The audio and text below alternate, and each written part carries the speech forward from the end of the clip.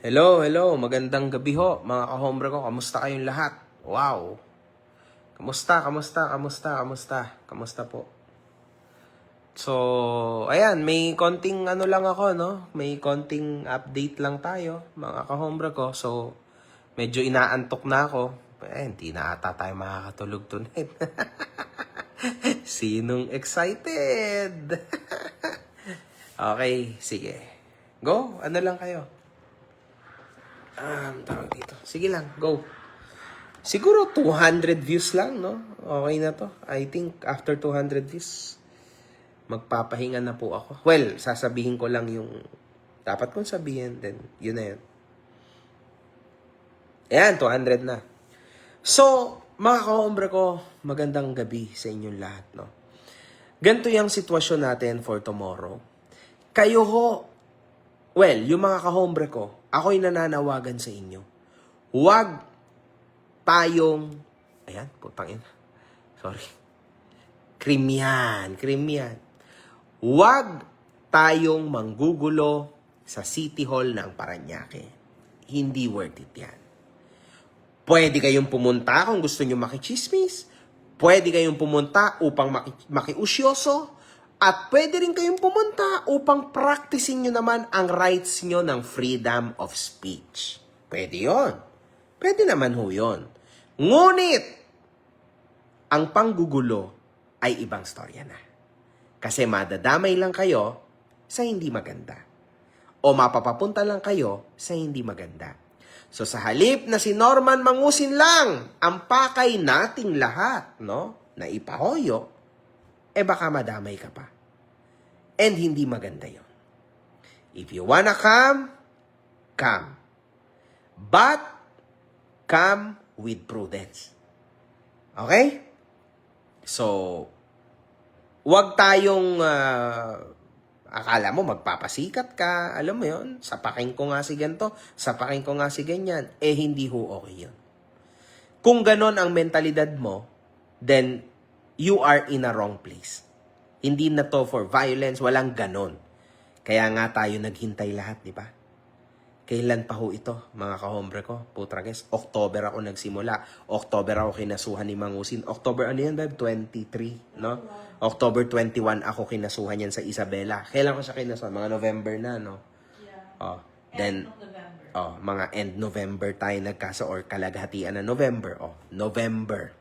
November, isama na natin kasi kasama yung buwan na yun. November, December, January, February. Guys, 4 months natin itong tinrabaho.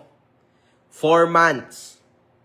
Di ba? Marami na nga na nagsasabi na scripted yan, wala ka namang ginawa, puro ka lang kasinungalingan, di ba? 4 months. Tapos ilalaglag nyo pa. Kung manggugulo tayo doon. So wag. Because everybody's waiting for that day to happen, di ba? So, for that day to happen. So, wag ho tayo manggugulo. Okay? Mahalaga yan, mga kahombre ko. Sobrang halaga yan. Kaya, bukas, kung darating si Mangusin, abay, masaya tayo. Kasi tayo, mga kahombre ko, ay pupunta doon upang kumprontahin siya. Okay? Mahalaga yon. Sa 4 na buwan nating paghihintay, mga kahombre ko, wag nating sayangin, 'di ba? Kasi syempre may due process ang lahat, 'di ba? Abangan ho natin. Wag kayong manggugulo. Lahat ho may due process, mga kahombre ko. Okay? Anyway, tapusin yung video ko, ha. May upload ako. Mahalaga 'yon, marami kayong matututunan. 'Di ba? Wala yan, Boss MG. Hindi pupunta yan. Support yan si Mangusin. Well, yun lang. Kung di siya pupunta, mas mapapadali siya ngayon, di ba? Kasi, tinatanggalan niya na yung sarili niya na magkaroon siya ng kasagutan sa korte. Tama? So, mali yun. Dapat pupunta siya. Siya mismo nagsabi, di ba? Paulit-ulit na. Actually, paulit-ulit na tayo dito. Alam niyo na yan. Napanood niyo na yan everywhere, di ba? Lalo na doon sa latest content ko. Talagang tinadtad ko yung kasinungalingan niya, di ba? So, yan. MG, mag-live ka bukas. Yes, well, kung malakas ang internet doon, mga kahombre ko, then yes. Kasi, if I'm not mistaken, mga kahombre ko, ang hina ho ng internet sa Paranaque, doon sa City Hall, no? Beb, mahina internet doon, no? Di ba?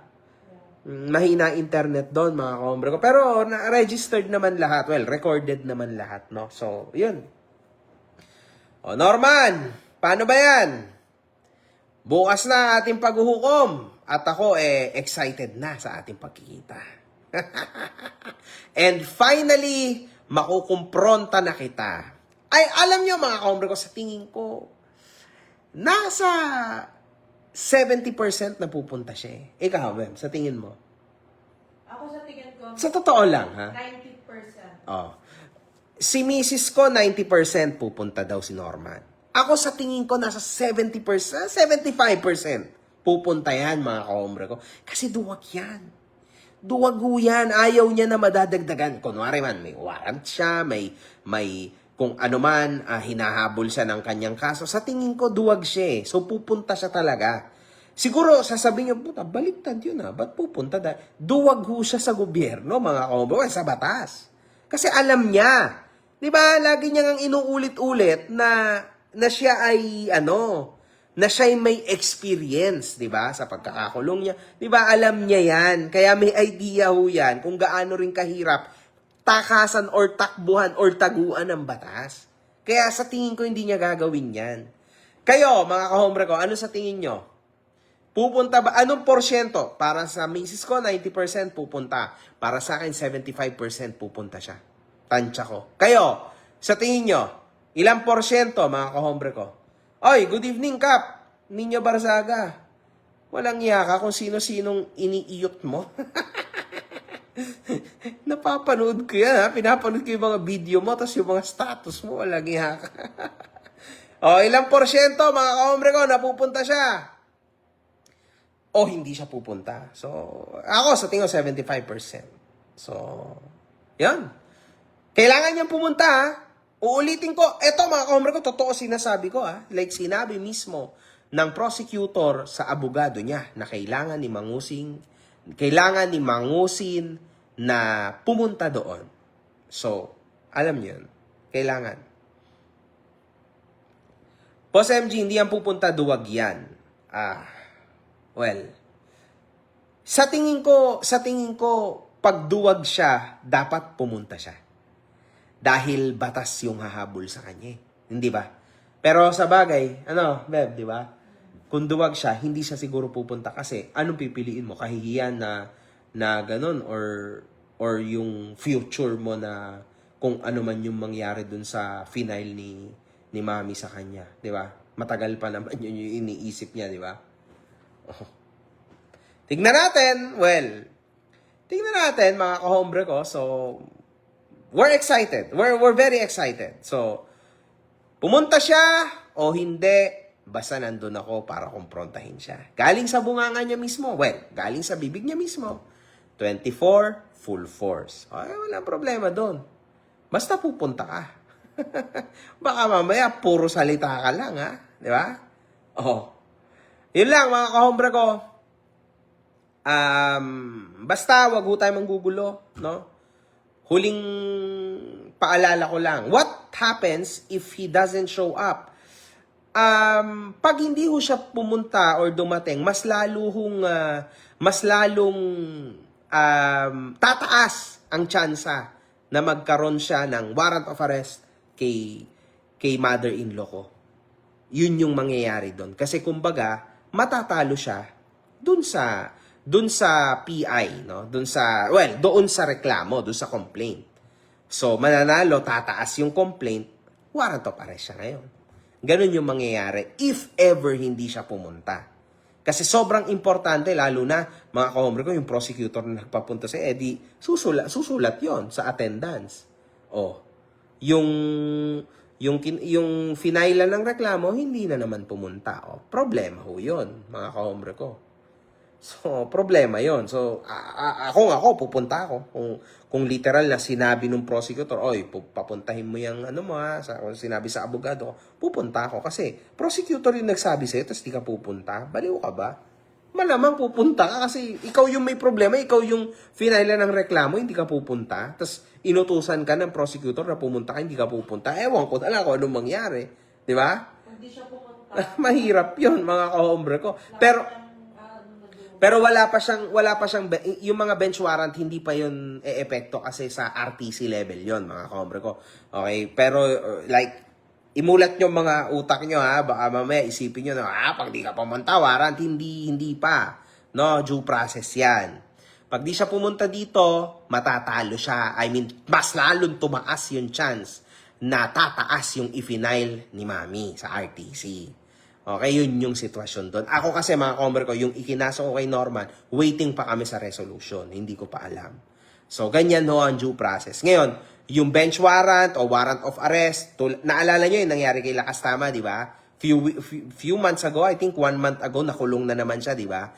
Yon ay dahil hindi siya umattend sa hearing. Gets nyo? Pero sa hearing yon ng RTC.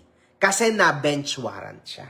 Kasi hindi siya umattend. Doon yon. Kapag ka sa RTC level, to pag tumaas na yung kaso mo, at hindi ka umattend, bench warrant ka. Straight away. Kung wala kang proper excuse. Game over. Bench warrant, kulong ka, bail ka ulit. Ganun yon mga kahombre ko. Okay? Tandaan nyo yan, ha? Ganyan ho ang takbo, mga kahombre ko. Nangangamoy tae na yung bunganga niyan, MG. Grabe. Ba't kaya si Don Jacob naghahanap ng dikoko? Nagutom tuloy ako. Bayaw. Baka naman pandikoko ka dyan. Gutom na gutom. Oo, gutom na gutom pa naman ako kasi diet ako, mga kahombre ko. Hindi na siya makakamanggol ng gutom. Ako gutom. Fuck, gutom ako. Shit. Anyway, dargli un pugno, MG. Okay. Non preoccuparti. Lo darò 2-3 pugni in faccia, se. Di ba? Sicuramente. 2-3 pugni in faccia. Sicuro. Yan. Sure yun, mga kahombre ko. Yun lang. So, actually, that's about it. Magandang gabi sa inyong lahat. Okay? Watch my video, mga kahombre ko. Panoorin niyo ang video. Ang video ko sa YouTube. Magandang gabi. See you tomorrow. O lahat kayo ha, nang pupunta doon, huwag manggugulo. Pwede kayong mag-video, do it man. No problem.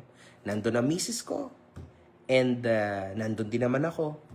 So, yes. Ngayon, kung di nyo man ako makita, surprise. Tandaan nyo tong live ha. Tandaan nyo tong live ko. Kung hindi mo ako mahanap, hindi mo ako makita, surprise! Pero nandun na ba na misis ko? Magla-live siya. No problem. Okay? One love. Good fucking vibes, man. See you tomorrow, Norman. Kumain ka ng masarap. Ha? Kasi solid yan bukas. Magkakahiyan yan. Exciting. Punta ka, matapang ka, di ba? Casper. Punta kayo, ha? Matapang ka, di ba? Okay? One love. Good fucking vibes, man. Good night. Natatawa ako sa iyo, Sir Mac. Thank you po. Napapatawa ko po kayo. Almer Ragilan, Boss Mac, update mo naman kami tungkol sa sworn statement mo kay Boss Manny watching here at KSA. Bawal daw po yun pag-usapan eh. Ate Katrina Lab, thank you. Kuya Henry, thank you. Nasa Gedli lang. Ang gwapo pa din tignan ma kahit kumakain lang si Kulaong ng gigitata ang hayop.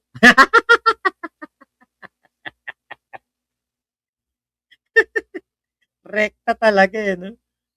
Recorrection, kay Kulaong mawawalan ka ng ganang kumain. Tama po. Ate Ira, dating boksingero to. Ang tibay ng sikmura, ang tigas na mukha. Ate Ira, diyan ka pa rin pala. Shoutout sa mga kaklase ni Ate Ira. Yung dessert di inubos, pero yung tinga sinuyod. Pride Venture. Ay, nako. Kuya Henry, di lang siya makakomment ngayon, pero kinig. Okay, no problem, Kuya Henry. Ako din po magpapaalam na rin naman para tayo makapagpahinga. Lunes ngayon, nako. Alam ko, yung iba sa inyo, mga may pasok pa, baka pumalate kayo. Maraming salamat sa inyong pakikinig ha. Bukas ng umaga, siguro mamayang gabi ko laong time natin, try kong agahan para maaga tayo makatulog. Para alas 10, live tayo, abang tayo ng update sa nangyayari doon sa Parañaque City Hall. Ah, okay, Kuya Elmer, tapatan ko lang ng talbos ng kamote, nilagang talong na bilog at okra, sausawan, kamate, sibuyas na may isdang bagoong at pritong tuyo. O, di ba? O, pati kanin sa kuko hinihimod. Ginadalirot ng ganun yung bunganga eh. Kuya Henry, tuwan-tuwa oh. Almer, dapat kasi dyan, boss, maktatta rin ng kaso bawat agency ng Pinas. Huwag po kayo mag-alala at kumikilos naman na po sila Attorney Aboy, Attorney Ralph Kalinisan. Kita nyo, puro attorney kalaban ni Kulaong. Si ano sana, no? Si Asek Lakanilaw, sana meron ding ano gawin. May po si Attorney Kalinisan na pinapanap yung mga bodyguard na kasama niya sa MOA. Talaga ba? Bingo? Meron ba? Baka joke lang yan ha. Sayang. Na-late ka ng dating. Topic sana natin ngayon yan. Bingo. Bukas na lang siguro. Sayang, sayang. Late ka dumating eh. Sana na ano namin yan. Nalaman namin para na-topic natin. Excited na kami sa 24, Boss Mac. Mag-live ka ba nun? Oo, mag-live ako ng 24 ng umaga. Kyle Juni, di na kailangan toothpick kamay-kamay. Mumug-mumug na lang. Goods na. Tipid sa toothpick. Mojoply, at least alam natin masinop at di nag-aaksaya. Ano ba yun? Di nag-aaksaya ng pagkain si Normie. Almer, ayun. Paano po yan? Pag nakulong, may VIP pa rin ba yan sa loob? Boss Mac, wala na yan. Okay. Bien Carlos Sangbaan, confirm yun, Mac. Ay, talaga ba? Sayang talaga. Akihiro, Boss Mac, sabi ni Kulaong, wala daw siyang hearing. Ewan ko kung bakit. Sok Espiritu, yes, legit. Akiro Cuentas, naka-live siya kanina, wala daw siya hearing sa 24. Wala naman talaga kasi preliminary investigation yun. Mojo Flight, tinga para sa mahirap. Dapat palta forma niya. Gerald, yun, makakapanood kami nun, Mac. Oo, ayun. Topic mo na, Mac, overtime tayo sa bodyguard ni Kulaong. Actually, na-topic ko na po yung kanina. Na-topic ko na yung kanina. Kuya Richard, sa una kong live. James Season, ganun kumain mga royal blood. Kagaya ni Norman. Putang ina, ibig sabihin, ganun kumain ng ano, sila Queen Elizabeth. Lang ya. Paano po? Ako po magpapaalam na sa inyo. Ingat po kayong lahat dyan. Punta ka. Ay, hindi po ako pupunta doon. Wala naman din po akong gagawin doon. Magpapagod lang ako doon. Si Norman, pupuntahan ko doon. Hindi na. Okay, so ako po magpapaalam na sa inyo ha. Ito, play natin yung ating ulaong intro. Naku, daming pinapanood ni Piolo. Puro yung daming pinapanood ni Piolo hanggang ngayon gising pa.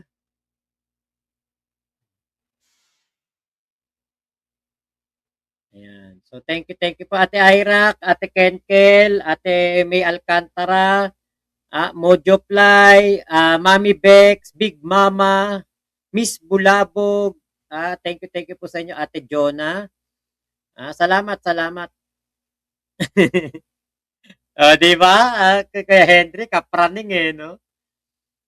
Richard Kapuso, boss, pinaka-the best pag pinagbawalan na siya na gamitin yung pangalang Marcos ng korte. Darating din po yan. Ate JB Ray, thank you.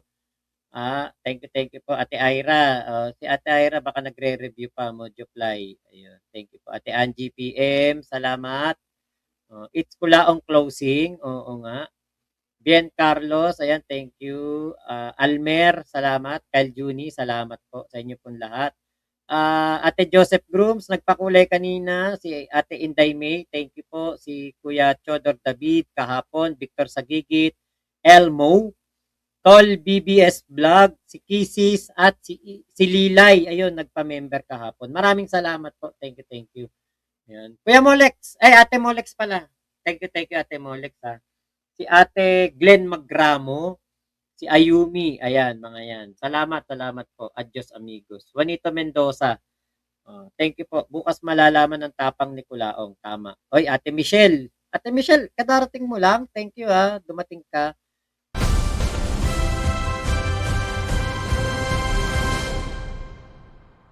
Mac Pablo, welcome to Kulong Time! Woo! The long time! San Pablo eh? Norman, patay gutom.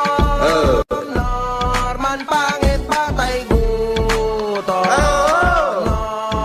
Norman, patay gutom. Patay gutom si Norman. Norman, hampas lupa. Strong Igorot at work! Kahit kung nasa day, pumunta ka, talaga matapang ka! Marka ang gago! Boy! Norman, pangit, hampas Pare, sa inidoro ko natutulog, pare. Hampas lupa Galingan mo si pa! Norman. Kayo ang mga tunay na demonyo! Salamat po ha. Ingat po kayo. Nasaan mang panig kayo ng mundo. Momo, chup chup. Love you. God bless us all. Pilipinas. God first.